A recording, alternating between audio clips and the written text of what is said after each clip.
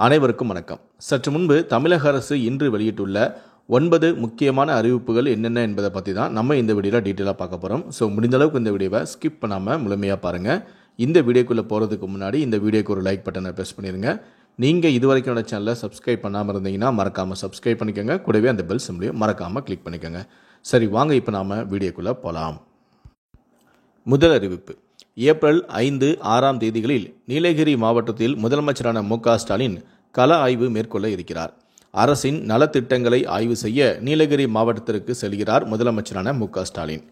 இரண்டாவது அறிவிப்பு. தண்டவாள பராமரிப்பு பணி காரணமாக கும்மிடிப்பூண்டி ரயில் சேவையில் மாற்றம் செய்து தெற்கு ரயில்வே அறிவித்துள்ளது. பொன்னேரியிலிருந்து கவரப்பேட்டை இடையே தண்டவாள பராமரிப்பு பணியால் மார்ச் 27, 29 ரயில் சேவை ரத்து செய்யப்படுகிறது. மூன்றாவது அறிவிப்பு. இந்தியாவிலேயே முதல் முறையாக மார்பக புற்றுநோய், கர்ப்பப்பை வாய் புற்றுநோய் உள்ளிட்ட அனைத்து புற்றுநோய்களையும் கண்டறியும் முழு பரிசோதனை இன்னும் 10 நாட்களில் வருவாய் மாவட்ட அளவில் தொடங்கப்பட உள்ளது. இளம் சிறுமிகளுக்கு கர்ப்பப்பை வாய் புற்றுநோயை தடுக்க HPV தடுப்பூசி செலுத்த 37 கோடி ரூபாய் ஒதுக்கீடு செய்யப்பட்டுள்ளது என அமைச்சரான மா. சுப்பிரமணியன் கூறியிருக்கிறார். நான்காவது அறிவிப்பு. அங்கன்வாடிகளில் 7,900 புதிய பணியாளர்கள் நியமிக்க அரசாணை வெளியிடப்பட்டுள்ளது என அமைச்சரான கீதா ஜீவன் சட்டமன்ற உறுப்பினர் கேள்விக்கு பதிலளித்துள்ளார். மேலும் 8,900 சத்துணவு சமையலாளர்கள் நியமிக்கவும் அரசாணை வெளியிடப்பட்டுள்ளது எனவும் 1 மாதத்தில் இதற்கான பணிகள் மேற்கொள்ளப்படும் எனவும் சட்டப்பேரவையில் தெரிவித்திருக்கிறார். ஐந்தாவது அறிவிப்பு. திருப்பரங்குன்றம் முருகன் கோவிலில் வரும் ஜூலை 16ஆம் தேதி குடமுழுக்கு நடைபெறும் என சட்டப்பேரவையில் அமைச்சரான சேகர் பாபு தகவல் அளித்துள்ளார். திருப்பரங்குன்றத்தில் ரோப்கார் சேவை அமைக்கும் பணி இந்த ஆண்டு இறுதிக்குள் தொடங்கும் எனவும் அமைச்சர் கூறியிருக்கிறார். ஆறாவது அறிவிப்பு. ரம்ஜான் பண்டிகையை முன்னிட்டு சென்னையிலிருந்து குமரிக்கு சிறப்பு ரயில், தாம்பரத்திலிருந்து கன்னியாகுமரி சிறப்பு ரயிலானது வரும் 28ஆம் தேதியன்று தாம்பரத்திலிருந்து மாலை 6 மணிக்கு புறப்பட்டு மறுநாள் காலை 8 மணிக்கு கன்னியாகுமரி சென்று சேரும்.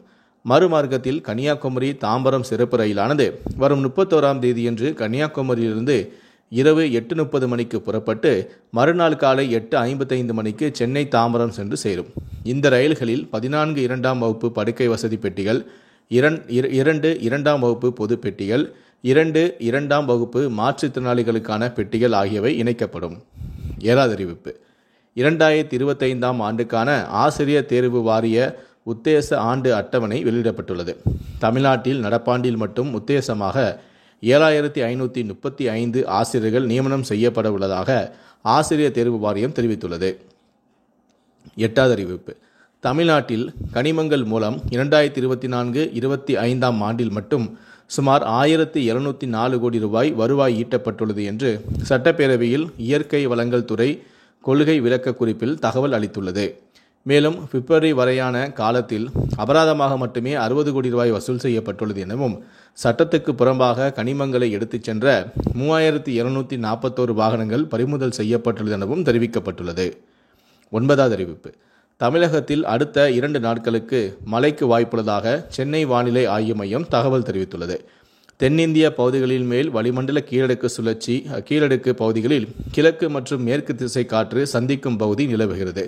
பூமத்திய ரேகையை ஒட்டிய இந்திய பெருங்கடல் மற்றும் அதனை ஒட்டிய தென்கிழக்கு வங்கக்கடல் பகுதிகளில் ஒரு வளிமண்டல கீழடுக்கு சுழற்சி நிலவுகிறது. இதனால் 25ஆம் தேதி மற்றும் 26ஆம் தேதி மேற்கு தொடர்ச்சி மலை மற்றும் அதனை ஒட்டிய மாவட்டங்களில் ஓரிரு இடங்களில் லேசான முதல் மிதமான மழை பெய்யக்கூடும். இதை தவிர தமிழ்நாடு, புதுச்சேரி மற்றும் காரைக்கால் பகுதிகளில் வறண்ட வானிலையே நிலவக்கூடும். 27 முதல் 30ஆம் தேதி வரை தமிழ்நாடு, புதுச்சேரி மற்றும் காரைக்கால் பகுதிகளில் வறண்ட வானிலையே நிலவக்கூடும். மீனவர்களுக்கான எச்சரிக்கை எதுவும் விடப்படவில்லை. இவ்வாறு அதில் தெரிவிக்கப்பட்டுள்ளது. இந்த 9 அறிவிப்புகளை பற்றிய உங்களுடைய கருத்துக்கள் என்ன அப்படிங்கிறத கீழே இருக்கக்கூடிய கமெண்ட் செக்ஷனில் மறக்காமல் சொல்லுங்கள். முடிந்தளவுக்கு இந்த வீடியோவை மற்றவங்களுக்கும் ஷேர் பண்ணுங்கள். மேலும் இது போன்ற பல வீடியோக்களை பார்க்கணும் அப்படின்னா மறக்காமல் நினச்சினா சப்ஸ்கிரைப் பண்ணுங்கள். நன்றி, வணக்கம்.